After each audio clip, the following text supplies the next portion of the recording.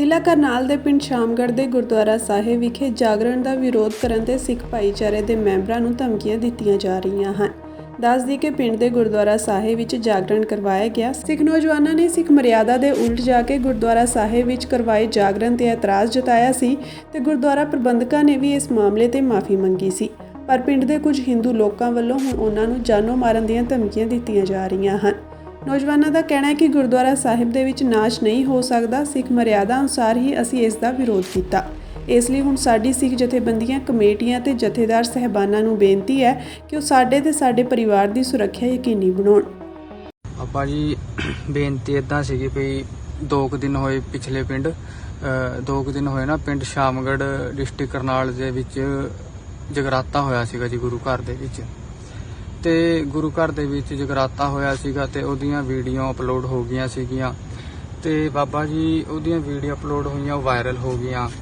Viral ਹੋਣ ਤੋਂ ਬਾਅਦ ਜੀ ਸੰਗਤ ਨੇ ਜੋ ਉਹਨੂੰ ਪ੍ਰਧਾਨ ਨੂੰ ਤੇ ਗ੍ਰੰਥੀ ਸਿੰਘ ਨੂੰ ਸਵਾਲ ਜਵਾਬ ਪੁੱਛੇ ਤੇ ਇਹ ਆਪਣੀ ਮਾਫੀ ਚਲੋ ਇਹਨਾਂ ਨੇ ਮੰਨੀ ਹੈ ਵੀ ਗਲਤੀ ਹੋਈ ਹੈ ਸਾਡੇ ਤੋਂ ਜੀ।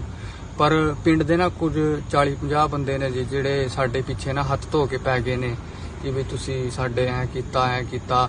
ਬਲਕਿ ਸਾਡੀ ਉਹਨਾਂ ਨਾਲ ਤਾਂ ਕੋਈ ਮਨਸਾ ਨਹੀਂ ਸੀਗੀ, ਸਾਡੀ ਤਾਂ ਗੁਰੂ ਘਰ ਨਾਲ ਸੀਗੀ ਵੀ ਗੁਰੂ ਘਰ ਦੇ ਵਿੱਚ ਜਗਰਾਤਾ ਨਹੀਂ ਹੋ ਸਕਦਾ, ਨਾਚ ਨਹੀਂ ਹੋ ਸਕਦਾ ਜੀ।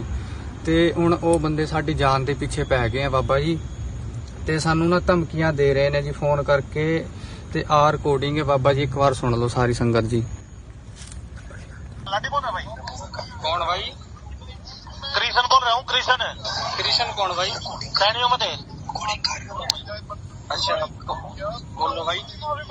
अरे भाई लाडी बोल रहा है ना? हाँ बोलो। भाई एक बार कहाँ तो ये बात थी भाई।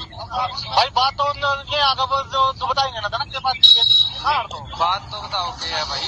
भाई बात तो मैं था ना मिल के बताऊंगा ना। बात बताओ ना भाई। तो है कहाँ? मेरे तो यूँ बता दे बस। मैं तो बाहर आया हूँ भाई। बाहर कहाँ रहे? कब तक रहेगा बाहर? कब तक रहेगा बाहर? नहीं कौन बोल रहा है तू? अरे मैं तो कृष्ण बोल रहा हूँ, तेरे समझ में नहीं आने एक बार मैं बार पूछ रहा कौन बोल रहा कौन। ਤੇ ਇਹ ਸਾਡੇ ਪਿੱਛੇ ਹੱਥ ਧੋ ਕੇ ਪੈ ਗਏ ਜੀ। ਕਿਰਸਨ ਸੈਣੀ ਹੈ, ਸਾਨੂੰ ਜਾਨੋਂ ਮਾਰਨ ਦੀ ਧਮਕੀਆਂ ਦੇ ਰਿਹਾ ਹੈ ਜੀ।